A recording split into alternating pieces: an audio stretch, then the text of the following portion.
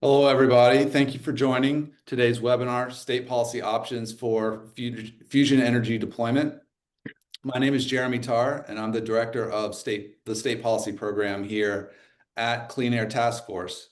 CATF is a global nonprofit organization working to catalyze the rapid deployment and development of clean energy. We bring more than 25 years of policy expertise and operate as a pragmatic advocacy group with a presence across the US and internationally.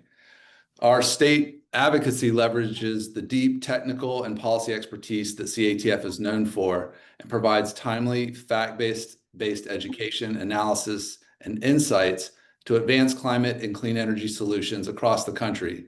We work with stakeholders, including state legislators, governor's offices, executive agencies, businesses, communities, and others to help states achieve their economic and environmental and public health goals through climate action. This is our fifth webinar in a series this year on various state policy topics. Our first four webinars covered clean electricity standards, meeting load growth with clean firm power, state low carbon fuel standards, and our low emission industrial policy playbook. Before we dive into today's session, just a few housekeeping items. We are recording this webinar and we will post it on our website shortly upon conclusion. We'll also email you a link to the video and the slides in the next day or so. And we welcome audience questions. Thank you for those who asked questions when you registered for this webinar. We're going to have a Q&A portion at the end of the webinar. So if you'd like to ask a question, just go ahead and submit it using the Q&A function at any time during the presentation. Today, our CATF experts are going to guide us through a conversation about fusion energy, explaining how it works, its benefits, and the important role that states can play in the commercialization and deployment of this technology. We have a report coming out in a few weeks that's focused on state fusion policy options. So this webinar is a bit of a heads up on the contents of that forthcoming report. Next, I'm going to turn it over to my colleague, Sahila Gonzalez de Vicente, the director of our fusion program. She's going to give a quick overview of CATF's fusion work. And then you're going to hear from Patrick White, who's our group lead for fusion energy safety and regulations, and Jack Moore, who's our fusion energy policy consultant. Thank you for being here again, and reminder, put your questions in the chat and we'll get to them at the end of the program. Sahila, over to you. Thank you very much, Jeremy. It's a pleasure to be present in that webinar. And as you introduced, we are going to talk about the fusion program. CATF introduced fusion in its portfolio 2.5 years ago, and we are focusing on moving fusion from the R&D status to commercialization. Next one. So our mission is to advance the policies and technology knowledge necessary to commercialize fusion energy, and this is why the policy aspect is so important, and we are having this webinar. Our approach is to integrate all the stakeholders related to fusion, and that means technical experts, policymakers, regulators, and developers, and we act as the honest broker for fusion commercialization. We want to push fusion towards commercialization. We want to support regulatory frameworks and readiness level of technologies. We need to address supply chain challenges. We want to position fusion as a clean energy sector solution, not as an R&D option, but a real industry. And we do all these things through a very powerful tool, which is called international working groups, where we have all these stakeholders from different countries and different states in the US working together on fusion safety and regulation, cost analysis model, code and standards for fusion, and artificial intelligence assisted fusion material database. Next one, please. For those who want to read about what we are doing more in details, here you have the 4 pillars of our program, but one of them is fusion energy policy. The second one is de-risking strategies for fusion. The idea is to identify and mitigate uncertainties in the development of fusion, supply chain development, to inform and create reference tools to be able to integrate fusion in the net zero energy mix. And awareness. We want to provide visibility to fusion. We want to have a conversation with stakeholders, and we want that people know and understand better what fusion is and the potential benefits that we can get from there.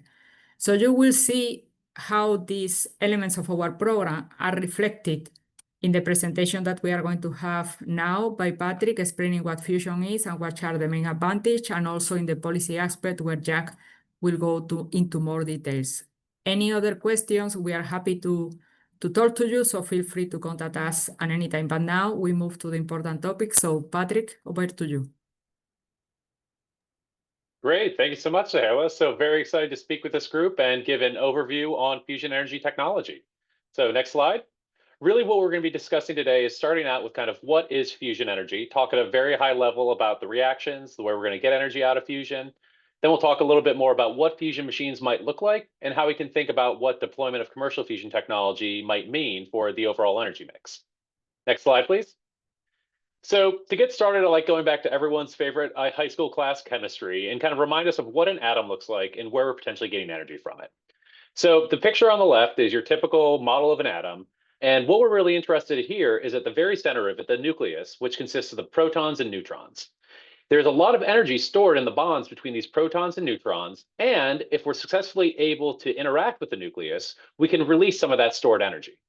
Now, there are two major ways that that energy can be released. The first one that we've done historically is called fission, where we can take large, heavy atoms like uranium and split them into multiple pieces, releasing some of that stored energy. And that's a type of energy technology that's been around for decades and makes up about 20% of the US electricity energy mix.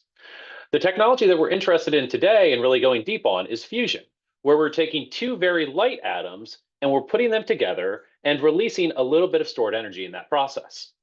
And then when I say a little bit of energy, it's a lot more than that. So if you can click one more, when we talk about kind of traditional combustion reactions, so this is if we're combusting natural gas, for example, we'll get about 4 electron volts or 4 measures of a unit of energy every time we rearrange the electrons that are around the different atoms in things like natural gas. For contrast, if we can access the energy that's stored in the nucleus, we can get millions of times more. So for example, a single nuclear fusion reaction can release over 17 million electron volts of energy, while a nuclear fission reaction can release 200 million units of energy.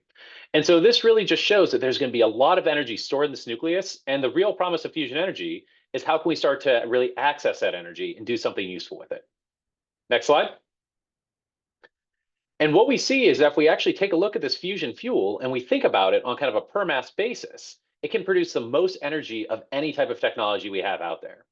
And so in this fusion reaction, to get a little bit more specific about it, what we're going to do, if you can click one more time, is we're going to take 2 light isotopes. In this case, 2 different forms of hydrogen, what we call deuterium, which is your traditional hydrogen atom with an extra neutron, and tritium, which is a hydrogen atom with 2 extra neutrons. And we're going to force them together under high temperature and high pressure. And when they combine, if you can click one more time, it's going to make 2 products. Helium, an atom of helium, just a normal helium gas that you have and you fill in balloons, and then a neutron. But along with those 2 products, if you can click one more time, we're also going to get massive amounts of energy. Now, how much energy are we really talking about, and how does it compare to other ways that we currently get energy? Well, the chart on the right shows something called specific energy density. How many megajoules, again, kind of another unit of energy, would you get out of every kilogram of fuel that you would put into a reaction? So if we take a look at some of the ways that we currently make electricity with things like fossil fuels, coal, for example, will give us 30 megajoules of energy per kilogram, while natural gas gives us 55. And when we take a look at fission and fusion, fission can give us 80 million megajoules per kilogram. And fusion, because it's such light isotopes and such light atoms that are going into this reaction, it can release 340 million megajoules of energy per kilogram. And what this shows us is that we're really accessing one of the fundamental energy sources on Earth that gets us a ton of energy in a tiny package. And that's one of the things that makes energy from fusion so attractive, is that we're able to make just use of this fundamental force on Earth and get large amounts of energy out of it without producing things like particulate air emissions or carbon dioxide. You can see from this example fusion reaction, all we're getting out of it are neutrons and helium. Next slide, please.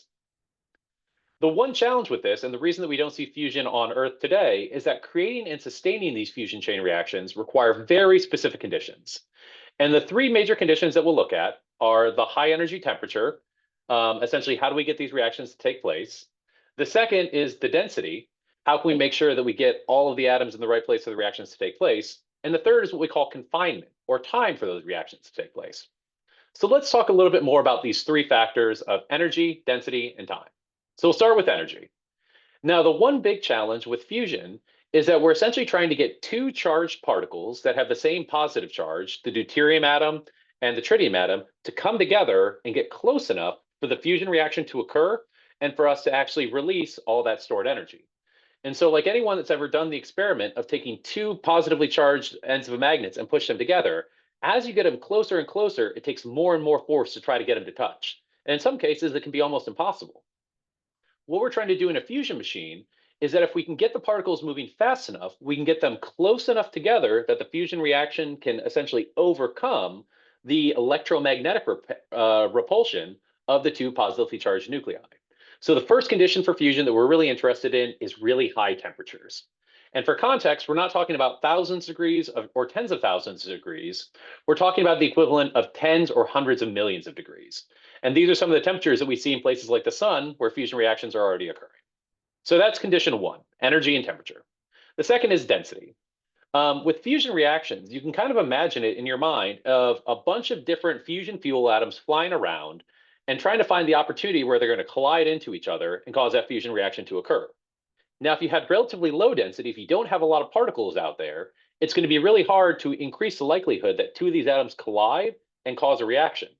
But if we were to double the density, and if you can click again, well, suddenly the probability of these reactions go up. There's a really good shot that these two atoms are going to run into each other and have that energy for a fusion reaction to occur. And so this really kind of points us to the second fusion condition that we're interested in, the density of the reaction and the density of the fuel.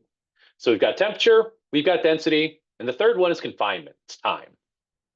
And the way we can think about this is how likely is it that a particle is going to be able to have this fusion reaction take place before it essentially drifts out of the plasma? So plasma is a term I haven't used yet, and what it describes is a high temperature state of matter where essentially you have ionized, or the nuclei of atoms without their electrons normally surrounding them. And so if you take matter and you heat it up to these tens of millions of degrees, you're going to have a plasma. But any particle that's born in the middle, if you click, if you can click one more time, and then click one more time, we'll start the animation. What's going to happen is slowly over time, as that particle whizzes, if you can go back one slide, as the particle is essentially moving around the plasma, eventually that particle is going to escape the plasma and go to the low density region surrounding it. And so the question that we have in fusion is how can we make sure that that particle that's created in the center of the plasma spends as much time as possible in there so that we can increase the likelihood that it will hit another atom and ultimately cause a fusion reaction. And so these three principles of temperature, density, and what we call confinement are what really define whether or not we can get fusion reactions to take place on Earth. And if we go to the next slide, one of the things that we'll find is that when we start talking about fusion energy technologies and the different things that are out there, we have a lot of different approaches to try to get this temperature, density, and confinement that we need. And so there are three major approaches: magnetic confinement. The second is what we call magneto-inertial confinement. And the third is inertial confinement. And I'll talk a little bit about these at a high level, but these are kind of the three big buckets that we can think about in terms of fusion energy technology. So the first one, magnetic confinement, is essentially using magnetic fields to take these charged particles and confine them into a specific shape. So ideally, as the particles go around this plasma, they're guided or they follow along these magnetic field lines. So the particles will never actually touch the walls or leave the plasma, and instead can be really well confined to get those fusion reactions to occur. So in this case, they're not necessarily going to be a very high density plasma, but we can keep them at a very high temperature and keep them very well confined. So you can see we're achieving fusion through high temperature and high confinement. The second approach is what we call magneto-inertial confinement. Here, we're using a combination of the energy of the particles moving in a specific direction with magnetic fields to try to get a combination of a high density and a high confinement, or a medium density and a medium confinement. So here what we do, for example, is we could take two streams of charged particles and collide them. And essentially, the energy of these particles coming together is going to create a very high density spot in the middle of the fusion machine, again, getting us that density that we need for fusion reactions to take place. And then we can use magnetic fields to help confine the plasma as reactions are taking place. So we're not necessarily having as much confinement as a magnetic confinement approach, but we can achieve a higher density by colliding these two plasma streams together. So again, kind of medium density plasma, medium confinement. The third approach is what we call inertial confinement. And here what we do is we take a particle or a piece of fusion fuel or plasma, and if we can collapse it from the outside using very high forces, we essentially take a large volume of plasma and collapse it down into a very small volume. And if you click one more time, one of the things that will happen is that pressure of essentially forcing the plasma into one single location means that we can end up at a very high temperature, high density plasma. Now, as soon as that plasma is collapsed, it's going to expand back out as the energy from fusion is released. But you can essentially get these pulses where you get very high temperature and very high density. And so you can see these are kind of three different approaches to thinking about fusion energy. Can we use magnets to confine a plasma and essentially keep it in a configuration where we can get energy out continuously? Can we have a process where we use some combination of magnets and inertial forces to help confine the plasma for periods of time and release energy? Or do we think about inertial confinement where we can think about pulses that are going to release large amounts of energy and have that on a repeated basis? And these are kind of generally the three major approaches to fusion. Now, fusion energy technology and science is a lot more complicated than this, but from a starting point, this is a great way to think about different technologies that are out there. Now, what are some of the examples that we're talking about? Let's go to the next slide. And so we can actually kind of dig into some of the companies that are thinking about these different technologies. So the first one I'll talk about, just very briefly, is an example of magnetic confinement. And the example here is Commonwealth Fusion Systems out of Devens, Massachusetts, that is looking at what we call tokamak magnetic confinement. Here, they're taking magnetic fields in the shape of a donut and using that to confine the plasma and keep it in a stable configuration so fusion reactions can occur. And so this is one of the typical examples of a magnetic confinement fusion machine. There are a number of other variations, including design types called stellarators, but at a very high level, a tokamak is a good way to start thinking about what magnetic confinement can look like. The second is magneto-inertial confinement. And so an example here is from the company Pacific Fusion. So with Pacific Fusion, they have what's called high-gained pulse magnetic fusion. Now, it sounds a little complicated, but luckily they've got a nice little animation that we can show now here. That what they do is they take a piece of fusion fuel and they use magnetic fields to essentially collapse the magnetic fuel as it's being heated. And so you can see here, it ends up being a pulse where we're using both the inertia of the reactions inside the fuel, as well as the magnetic field to collapse it. You're heating it and you're confining it at the same time. And so this would be an example of magneto-inertial confinement. The third example is inertial confinement. And so this is from a company called Excimer Fusion that's looking at what we call pulsed laser inertial fusion. Here, they take small particles of fusion fuel and they're going to hit them with multiple lasers in a way that causes the fusion fuel pellet to collapse, essentially hit that really high temperature, really high density, allow the fusion reactions to occur, and then release energy to the surrounding system. In that way, they will essentially pulse the system with pieces of fusion fuel going in, hit with lasers, a release of fusion energy, and then the system will reset for the next pulse of fusion. And this inertial confinement is where we actually have recent experimental information on the fact that these reactions are possible. So the National Ignition Facility, NIF, is an experimental facility at the Lawrence Livermore National Lab that back in December of 2023 demonstrated net energy for the first time using an inertial confinement device. So these aren't hypothetical machines. The magnetic confinement device and the inertial confinement devices specifically have actually been built and operated, and we've seen kind of the first proof from inertial confinement machines of net energy out. And so this is kind of a high-level overview of the different fusion types of technologies that are out there. Next slide, please. So with all of that, it's a great science experiment of talking about why fusion energy is cool and why the reactions are really interesting.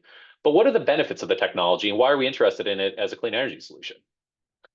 And so from the CATF perspective, when we talk with a lot of different advocates around fusion energy, the main takeaway is that fusion power plants one day could produce very large amounts of energy with few byproducts, waste, or safety and siting limitations. So one of the things that we're really interested in is the idea that fusion energy could provide this type of dispatchable electricity generation and energy production. And what I mean by that is energy that's available when it's needed. You could have a fusion power plant complement other energy sources on the grid so that as energy demands increase or decrease, the plant could scale its output to meet those changing demands and help complement other clean energy sources like renewables that are already on the grid. And it helps lead to a more balanced energy system. The second main principle is the idea that there are no particulate or greenhouse gas air pollutants from operation. Again, this goes back to just the physics of a fusion reaction. We're taking two light isotopes, putting them together, and generating a neutron and a helium atom. So we're able to produce energy without necessarily making some of the SOx, NOx, carbon dioxide, or other greenhouse gas pollutants that we sometimes worry about from different sources of energy. The third is that fusion energy is going to require minimal resource requirements for operation.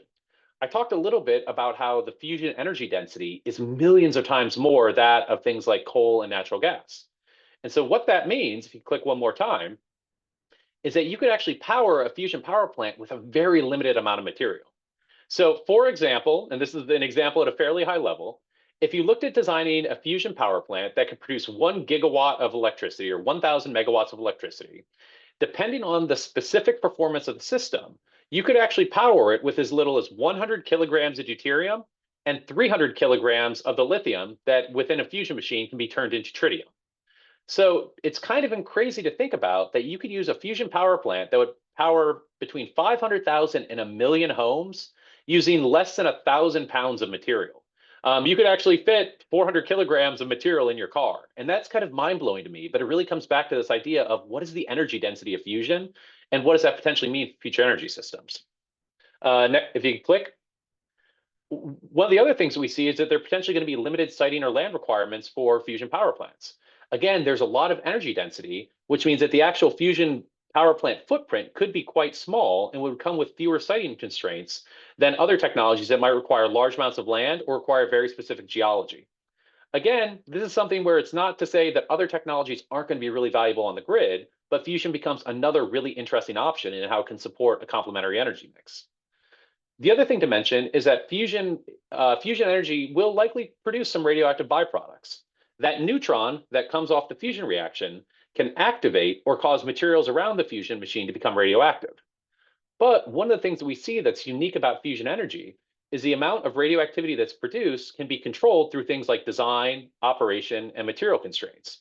And what that means is that you could actually limit fusion power plant operation to only produce radioactive byproducts or radioactive wastes that can use the existing disposal sites that we have for medical and industrial waste.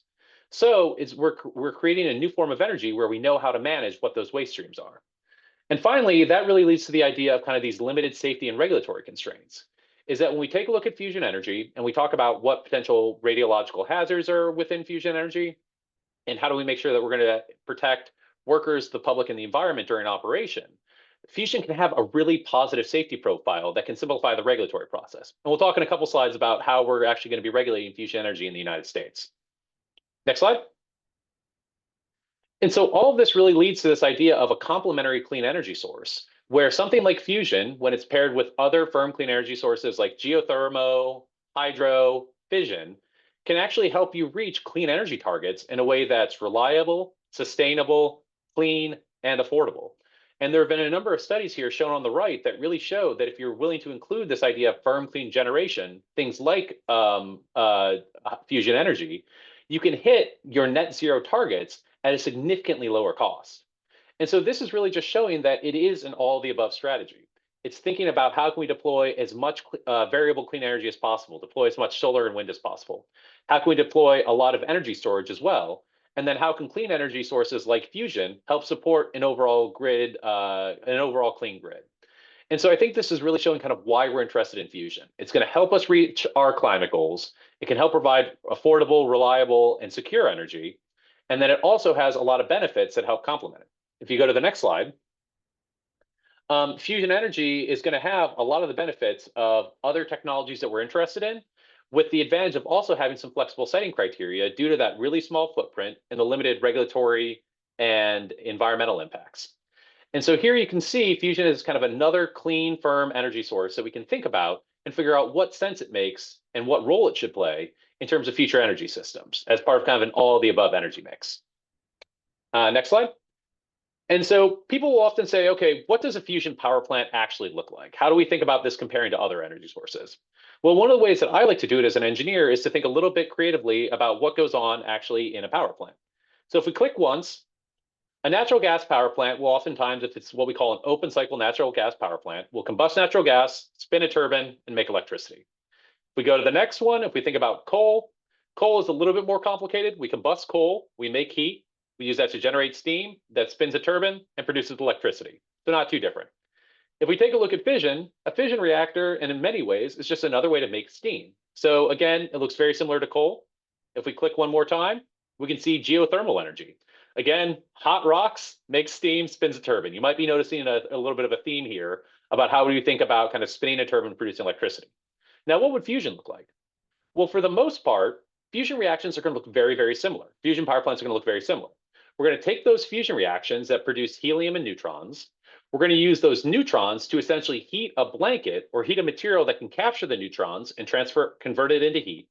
And then we're still going to use that heat to create steam, spin a turbine, and produce electricity. So when we think about deployment of fusion energy, if you can click one more time, really all that we're looking to develop is just these first two systems, how to create and sustain those fusion reactions with high temperature, high density, and high confinement. And then how can we create the systems that'll capture that energy? And I think this is really important because it shows, as we're thinking about deployment of fusion technology, there are not that many novel systems that we're really looking to engineer. It's leveraging all the experience we currently have with thermal power systems.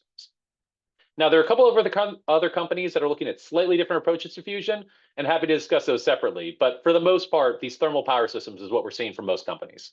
Next slide.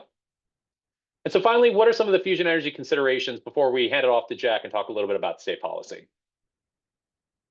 Well, the first thing is that the specific fusion power plant design and operation is really going to vary based on the different technology and the different company. There are going to be different ways in how the companies are proposing they're going to confine their plasma, whether it's that magnetic confinement, magneto-inertial confinement, or inertial confinement. There might be differences in types of the fusion reactions that they're using. I've talked a lot about one type of fusion reaction with deuterium and tritium, but other fusion reactions are also being proposed. There might be differences in their fusion fuel cycle. How are they getting the fusion fuels and how are they utilizing? Or the power conversion. How are they converting that heat into electricity? And finally, facility size. Some fusion power plants are being proposed at a very small size, maybe tens of megawatts, while others might go to many hundreds or thousands of megawatts. And so there really is no one size fits all idea of what is a fusion power plant. And so here I've just given an example of 8 different companies that are currently looking to develop and deploy fusion technology. And each one of them has a unique approach to this system. And so I think it's really interesting for folks to keep in mind, there is no one size fits all or a single type of fusion power plant. But instead, it's a variety of companies that think that their approach is going to be able to produce that affordable, reliable, safe, and clean electricity. Next slide. And so when we start talking about commercial fusion deployment, I tend to think about it in 4 phases.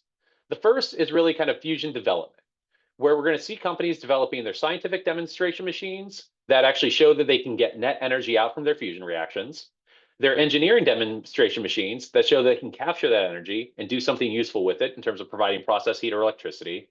And finally, their commercial demonstration machines, machines that show that they can take the systems, they can take the components, and they can take the science, put it together, and create an overall facility that produces net electricity. And so the actual siting and schedule of these different types of machines are really going to depend on the local, state, and federal support for fusion energy projects. And if a company is able to complete these kind of sets of milestones, that's when we think we can really start to see deployment of commercial fusion machines at scale that are providing that cost competitive fusion energy that can complement other energies on the grid. And so one thing to really think about and look at is how different companies are working through these milestones as they go from where they are today to ultimately getting power onto the grid in the future. Next slide.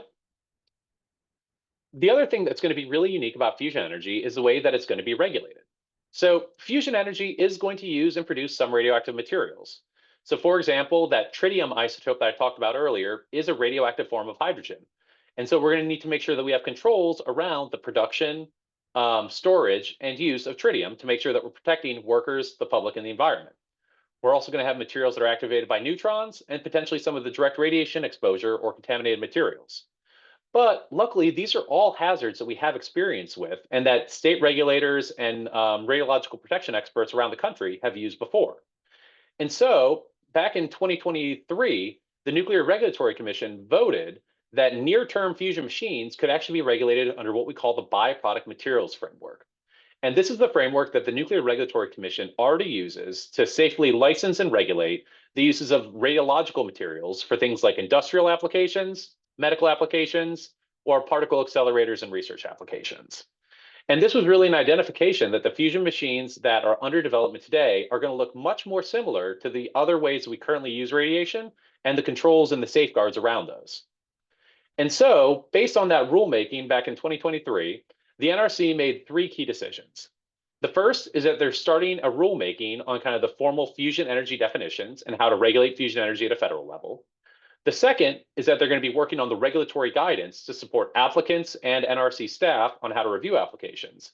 And finally, we're able to start working with the agreement states on fusion energy regulation. And this is a really unique but really particular nuance for fusion energy. So under the Atomic Energy Act, under the law that governs radiological material, state regulators are able to essentially take authority for the licensing and regulation of certain radiological materials. The NRC delegates that authority to the NRC agreement states. And because fusion energy is being licensed under this byproduct material framework, it means that it's going to be eligible for state level regulation. And so this is going to create a really unique opportunity, and in some ways a bit of a unique challenge, where states are going to take a leading role in working with the Nuclear Regulatory Commission on the regulation, licensing, and ultimately operational regulation of commercial fusion power plants. This is also something, though, where states can take a leading role if they lean forward and really work to make sure that their offices are well staffed and can support ongoing discussions about fusion deployment in their state. Next slide. And so finally, I think as we kind of talk about the back end of the fuel cycle, and we think about kind of fusion energy overall, fusion energy is going to produce some radioactive byproducts like I spoke about earlier, but the indications are that the operational wastes are going to be manageable. If we take a look at the different factors that companies are going to be able to consider in terms of their design, their material selection, their operations, and their economics, they're going to be able to really think about how can they prevent the production of radioactive material, reduce it, reuse materials that are irradiated in fusion power plants, recycle it, recover it, or if they need to, dispose of it. And this is, I think, going to be a really unique advantage of fusion energy, is that we are going to have these established, well-known pathways for actual disposal of any potential radioactive byproducts or radioactive waste that are produced during operation. So one really good example of this is that we already have processes available in the United States and established sites where you can dispose of what we call low-level radioactive wastes. And these waste facilities largely look like kind of industrial landfills with some additional controls and additional oversight. But this really helps us show that we're looking at a type of fusion energy where we kind of understand from very beginning to very end exactly how we're going to manage the waste and how we're going to manage the different products from operation. And so this is something that we can include as something that we need to consider for fusion energy, but not something that should slow down or stop deployment of fusion energy. Next slide. And with that, hopefully that's kind of an overview of what we're thinking about in terms of fusion technology. What's the science, what are the different companies, and what are some of the considerations as we think about deployment, as we think about licensing, and as we think about waste. And with that, I'm going to hand over to my colleague, Jack, to talk a little bit about what are some of the options that state policymakers can look at as they're thinking about fusion energy's role in their state. So with that, Jack, I'll hand it off to you. Thank you so much, Patrick. Hi, everybody. My name is Jack Moore. As Jeremy said, I'm a fusion energy policy consultant here at the Clean Air Task Force. And in this section, we're going to go a little bit more specific on the policy options that states have in order to lead on commercial fusion energy deployment. So we head to the next slide, please. So if I could have you to have one takeaway from my presentation today, it wouldn't be any specific policy. It would be one concept, and that's you don't necessarily need to reinvent the wheel for fusion energy deployment. As Patrick said, there's a lot of carryover from systems that we have experience with, and that's true for policy as well. In some areas, fusion will need specialized policy treatments, but in others, it will need to be made explicitly eligible for existing supportive tools for clean or firm energy deployment, or tools that may be developed in the future. Fusion should be considered as part of that policy creation process. I know it's really exciting that we're getting closer and closer to harnessing this basic power of the universe for our own use, but that doesn't mean that we don't have the experience and understanding of the policy tools needed to create a clear deployment pathway for this exciting new technology. Now, the policies that I'm going to present here throughout the rest of the webinar, I don't intend it to be prescriptive. and I don't intend it to be an all or nothing approach. What works for a given state may not work for the state next door. It's intended to function as a menu, a collection of ideas that a state could think about. How would this fit into our energy vision? And is this something that we want to lead on and make a priority for our state? So with that, if we can head to the first policy slides. So let's start with something really simple but really important, defining fusion energy. There can be a lot of confusion, especially as people don't have a ton of experience with this new technology between fusion and fission, as Patrick explained. And some states don't explicitly define what nuclear energy means. And typically, policies written that say nuclear energy were intended for fission because that's been around for a lot longer. And really, it's only in recent years that we've seen the commercial advancements in fusion energy that we can see commercial deployment coming in the foreseeable future. So a great way to reduce that uncertainty is to explicitly define fusion energy in statute. An example would be fusion energy means the energy generated through the process of fusing together atomic nuclei. That's simple, that's clear, and it reduces any uncertainty or confusion. And in tandem with that, it can be really helpful to define fusion energy in statute as a carbon-free energy source. Patrick already took you through the science behind that, but for inclusion in broader clean energy tools to support expanded deployment, it's really good to have fusion energy in that bucket of clean, carbon-free, zero emissions, whatever language your state uses. Making sure that fusion energy is included in that, that's a really effective policy tool for further action downstream. Next slide, please. So Patrick talked about the way that fusion energy is going to be regulated. So a great place to start is understanding, is my state an agreement state? Today, 39 states are agreement states, with some more in the pipeline. But if you're in a state that's not an agreement state and you think that fusion energy could be an important part of your economic vision and energy mix, that's a great place to start, is engaging the NRC on that process. If you are an agreement state, there's a few things to think about how your implementing agency can best operate. Patrick mentioned making sure that the staffing and resources is there to carry out this expanded responsibility. As we said, the technical knowledge is there within these implementing agency offices and has been developed over decades with dealing with radiological hazards. What's important to understand is that these will add to workload. The fusion energy license applications may add to workload, and making sure that the resourcing is there to have a clear licensing process where the regulator can engage with the developer from beginning to end and foster a proportional, technology inclusive, and performance-based requirement from the regulator for the developer to meet. So ensuring that implementing agency can engage throughout the process is really important for a clear licensing review and decision process. Next slide, please.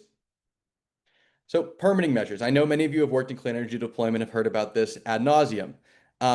This is an area where we really think that fusion energy doesn't need its own specialized treatment, but can fit into broader tools for expedited permitting for clean energy. So there's certain options that have been developed, such as fast track permitting in some states, the option for developers to decide to either opt into a state-led centralized permitting process or to go through more traditional local processes. Some Washington's a state that's developed that option. It's really important for fusion energy developers to have the same access to these tools as other clean energy tools do if they're going to be part of a state's energy mix. And I'd also be remiss if I didn't mention the concept of interconnection queues, or the process of waiting to connect to the grid. That's not always fully within a state's control because there's a lot that happens at the grid operator level. But it's really important to understand that if there's not a clear permitting path and a clear path through the interconnection queue, no matter what incentive package you might develop for fusion energy to be sited in your state, it becomes really difficult if there isn't a clear pathway to connect to the grid and the developer to have the confidence that that process will be smooth. So any levers that state legislators, policymakers can use to make sure those processes are as smooth as possible will be really important to attract fusion energy developers to site themselves in a given state. Next slide, please. Fusion Brightfield. This is one of my favorites. So you may have heard across clean energy technologies the idea of brownfields to brightfields, or the remediation of industrial sites for clean energy deployment. This may be really ideal for fusion energy, especially at former fossil fuel sites, because of fusion's small operating footprint and the existing high-capacity grid connections that come along with many former fossil fuel sites. That enables the reuse of transmission infrastructure, which reduces costs and prevents delays. So there's a lot of tools that have been developed for brownfields to brightfields in other clean energy fields, and they can be applied to fusion energy with a little bit of tweaking. So, for example, feasibility studies, the state can help understand and catalog what sites may be useful for fusion energy facilities to be built out at. Site certification models, which the state conducts or provides communities grants to conduct a full site evaluation ahead of any construction to ensure that the site is project ready. That can be done for both greenfields and brownfields. For brownfield projects, the state can auction or lease the remediated land to a developer to really ensure that the shovels can go in the ground and that this process is as smooth as possible. There's site prep readiness assistance programs in which fusion energy companies can be reimbursed for their cleanup work through reduced property taxes, waived permitting fees, remediation grants, things along these lines. And this can really create a win-win-win where former industrial sites are revitalized, energy is added to the state's energy mix, and the fusion energy developer has a clear pathway to the grid with the reuse of transmission infrastructure. One final thing on this is liability protection. So one thing that has prevented some brownfields to brightfields programs and other clean energy fields is the fear of liability from any activities the previous developer may have carried out where there might be contamination. So most states have some sort of liability protection in place for this, ensuring that your state's is strong, such as a covenant not to sue program, can be really effective to assure the developer that they won't be held responsible for activities that weren't their fault that happened prior to them acquiring the site. Next slide, please. Fusion energy and clean energy standards. So clean energy standards and their counterpart, renewable portfolio standards, set enforceable requirements to transition to clean energy. And this happens gradually over a period of time, and there's two main types, at least for clean energy standards. One is an energy-based clean energy standard, which requires a percentage of electricity provided to come from zero emission sources, and that percentage tends to increase over time. There's also emission-based clean energy standards, which require a percentage reduction in carbon dioxide emissions from a baseline year. So in the latter case, fusion energy is implicitly included because of the reductions that its clean, firm, and abundant energy would assist with. But in an energy-based clean energy standard, states have to list out which sources are eligible. Now, we know the science that fusion energy is a zero emission source, but it's important that that's listed in statute as a source of clean energy that counts towards that clean energy standard if a state wishes to pursue that route. So not all states have clean energy standards. Those that do can consider including fusion energy within their CES. And that's an important area to engage with utilities on to understand that process. Next slide, please. Fusion energy tax incentives. So state level tax incentives can stack on top of federal tax incentives. As part of the IRA, fusion energy companies are eligible for the technology neutral investment tax credit and production tax credit. They're also at the state level, there's two benefits to having a counterpart to that. One is they can stack on top of each other, which allows a state to have added incentive for a fusion energy developer to site themselves in that given state. And second of all, it adds certainty. The investment tax credit and production tax credit have been a subject of political debate in Washington, but are a central part of fusion energy and other clean energy sources business plans. So a state energy tax incentive gives the developer assurance that that tax credit will be there for them and de-risk the project for their investors. Secondly, for developers, there are boosted R&D tax credits could be a policy that gets implemented. That was implemented as part of the Green Chips package in New York to incentivize semiconductor manufacturing and associated R&D. We can imagine a similar program being instituted for fusion energy developers and researchers to incentivize fusion energy activity and ecosystem to really take root in a given state. State level fusion component manufacturing tax credits. So this is a really good way to incentivize supply chain activity, which can produce the thousands of specialized components that fusion energy machines will need, and can also boost local manufacturing activity and create good jobs. There's a lot of state programs that already have clean energy manufacturing programs. A great way to include fusion energy in your state's sort of manufacturing vision is to include fusion energy manufacturing components as eligible components for any sort of clean energy manufacturing program or tax credit you may have. At the federal level, fusion energy is not included in the 45X tax credit, which boosts, which is for component manufacturing for eligible clean energy technologies. We did just see introduced in the House yesterday the Fusion Advanced Manufacturing Parity Act, which would rectify that and include fusion energy components. We wish that effort well, but at the state level, state policymakers can step in even beforehand to make sure that fusion energy component manufacturing is eligible for tax credits in their state. Next slide, please.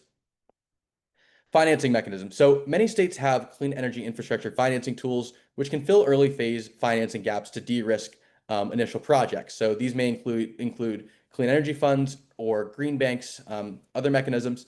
This is where it's really important to have fusion energy defined as clean energy, as we talked about earlier, because that allows these funds to support fusion energy projects as well as other zero emissions projects. So, for example, in Virginia, after fusion energy was explicitly made was listed as carbon-free in state statute, the Virginia Clean Energy Innovation Bank was able to hand out its first grant to a fusion project. There's also the ability for some states to do a nuclear energy fund, although fusion and fission are fundamentally different energy sources.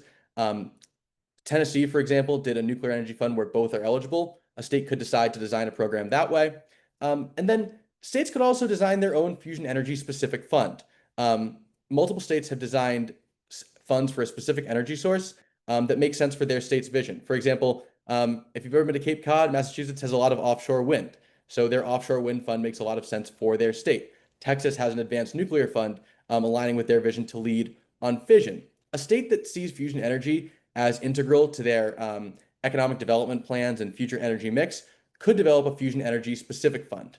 And we've seen initial work on that in California with SB 80, which has passed Assembly and has not yet been signed.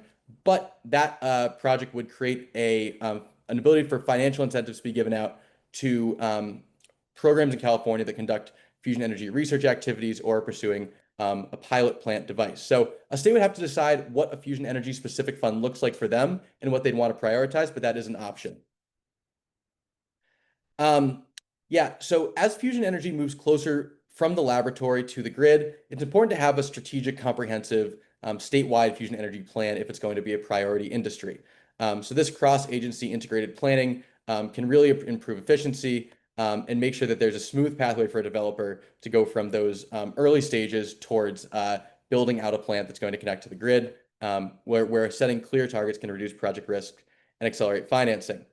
States can designate fusion energy as a priority industry in state economic development strategies, which can lead to dedicated recruitment efforts by economic development departments to incentivize fusion energy developers to site themselves in a given state. So that can a lot of times lead to downstream action like we've talked about throughout the rest of the policy options. That's sometimes a really good starting point. Next, please. Innovation hubs and workforce development. So like many innovative industries, fusion energy can really thrive in a hub format where research institutions, developers, supply chain companies can all collaborate in sort of a concentric space. Some of these hubs have sort of naturally sprung up over the last few years as fusion energy concepts have been made into businesses spun out from university or national labs. States have policy options where they can either sort of continue to promote these hubs or to proactively incubate new ones through technical assistance, funding, things along those lines. But the really important thing is workforce development. So in 2023, Dennis White and others published a study which found that the demand for talent from private fusion energy companies is going to exceed the current capacity of universities to provide it. So a state that has a ready-made workforce is going to have a clear leg up as a competitive advantage in getting fusion energy companies to come to their state and build there. So resourcing state universities to have effective fusion education programs is essential to developing that workforce and really support these hubs take off. Next slide, please. And finally, promoting public acceptance.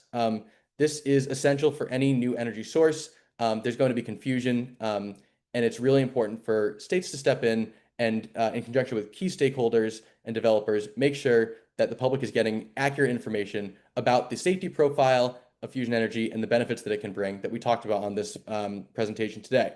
So the responsibility for public engagement will lie primarily with the developer, but states can support this effort throughout. And by partnering with trusted local stakeholders, such as academia and local community groups, that can help build trust and preempt misinformation so that people are comfortable with fusion energy deployment happening within their state. Next slide. Thank you all so much for listening. I hope we inspired some food for thought. And if you have any questions that don't get to get answered during the webinar about our policy options, please reach out and be on the lookout for our paper coming out in the coming weeks that does a deeper dive into these ideas. Thank you so much. Thanks so much, Jack, Patrick, Sahila. If you could go just a couple slides earlier. So when we share the slide deck, you'll see this slide where you can use the QR code to find out more about our fusion work. And then we're hosting an event at New York Climate Week next week. And so you can see the information about that event. But let's go to Q&A. We have a bunch of questions and just under 10 minutes left. So we'll just jump in and get to as many as we can. First one, when is fusion energy expected to be available for commercial deployment on the grid? I think a lot of folks are excited about fusion energy, but one of the key questions is like, when is this going to be ready for the grid? Jack, is that a good question for you? Or Love to. Yeah. Go ahead. Yeah, so I think this is a really good question and probably why most of you registered for this webinar today. What we've seen is really incredible progress over the last few years towards commercial fusion energy. So for a long time, it was a long-term science endeavor, and we didn't really have a pathway to make it economically viable in the near term. But advancements in plasma science, as well as enabling technologies, have made some of the concepts that Patrick laid out earlier possible in a way that we didn't necessarily think could be done in the near future. So we have multiple fusion energy startups which are pursuing active projects towards power plants and grid connection. So the majority of respondents to the Fusion Industry Association's survey this year believe that that the first plant for fusion energy will be connected to the grid by the first half of the 2030s or earlier. So that gives you a general timeline of what we're thinking about. And it's part of why we really wanted to think about policy options, because when technology moves fast, sometimes policy lags behind it. So it's really important to get the right policies in place so that as the technology readies and matures to the point of commercial fusion energy plants, that the policies are in place that smooth deployment is possible. Thanks. I'm going to squish together some questions just to maybe cover more ground here. Questions about, could you talk about what states are active with fusion policy currently, and which states are we seeing kind of project demonstrations, pilots already starting to happen? Yeah, so I think in terms of states where we're seeing fusion policy really take off, states like Massachusetts, where CFS is working on the Spark project, one of their scientific demonstrations. States like Virginia, where we have the ARC project from CFS and looking at their first kind of demonstration machine. Out in Washington State, there's a lot of work with the company Helion looking at deployment of their Polaris machine. Down in Tennessee, Type 1 Energy is leading on their Infinity 1 and Infinity 2 projects. States like New Mexico and California are having a lot of really active discussion about work that's going on there. So I think we're seeing kind of across the country, some of those states are leading in the ongoing work. And Jack had some insights on the states where we're looking at more specific policies. Wisconsin, for example, has had a lot of work with the Shine facility. And so that's a great example of trying to kind of figure out how do you come up with this bottom-up regulatory model for safety and licensing. Anything else I want to add to that? Next question is about cost. Just how are you all thinking about cost when it comes to the development and commercialization of fusion machines? Well, it's important to talk about cost. Fusion energy is technology related to fusion energy is something that is progressing. So when we talk about cost, we need to integrate what is going to have the impact that the fusion energy will have in the energy mix. At the end of the day, what we want to have in every state, in every town, is to have an energy mix which is reliable, has a cost which is something that people can assume to be able to pay, and is clean enough. And all these factors, reliable, cost which is something that people can assume and is clean enough, is something where fusion play a major role. Now that we have the hyperscaler requiring more and more energy, we need to go through this energy abundance, and in that area, fusion can make a big impact. So as any other technology, at the beginning, costs are relatively high, and then costs are getting lower and lower. It happened with the number of developments, for example, the solar panel, the most recent in terms of energy. And the same will happen with fusion. But again, you need to understand any other cost, not only fusion, any source of energy in that context of the energy mix. What is providing to my energy mix is the cost reasonable within this energy mix and how we can contribute. In that aspect, fusion makes a huge contribution. Thanks, Sahila. Couple questions about safety. So Patrick, that's probably one for you.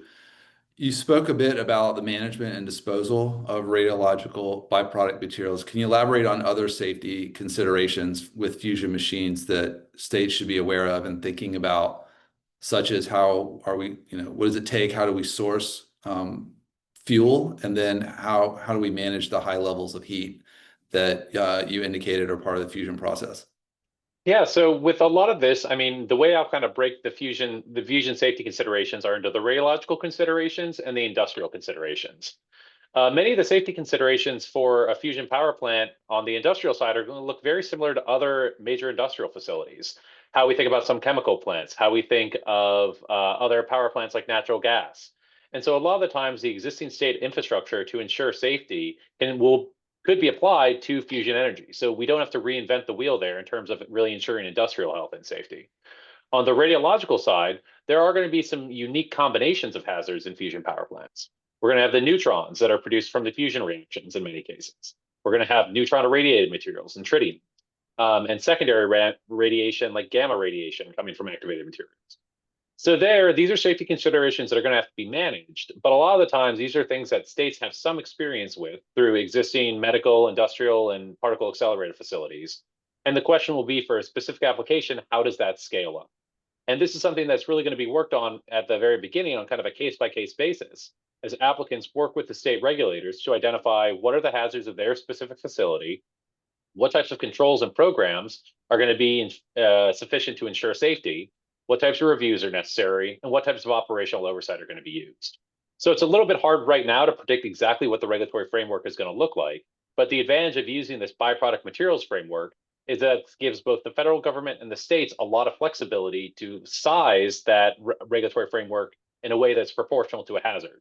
If a fusion machine comes in and can demonstrate that it has a very low hazard, well, we can have a more set of limited controls. If a fusion machine comes in and is going to have a more significant hazard, well, how can we think about what additional controls are necessary there? Jack, last question to you. We just have a minute or two left. So you spoke a lot about policies that states can do to help support the advancement of fusion reactors. Bit of a pushback. Individual state action, kind of what difference does that make for the fusion industry? Or is this really just a federal action thing? And then if you said fusion is available, in the early 2030s, maybe sooner, is it too early for states to be thinking about fusion policies and creating a framework for fusion reactors to be in their states?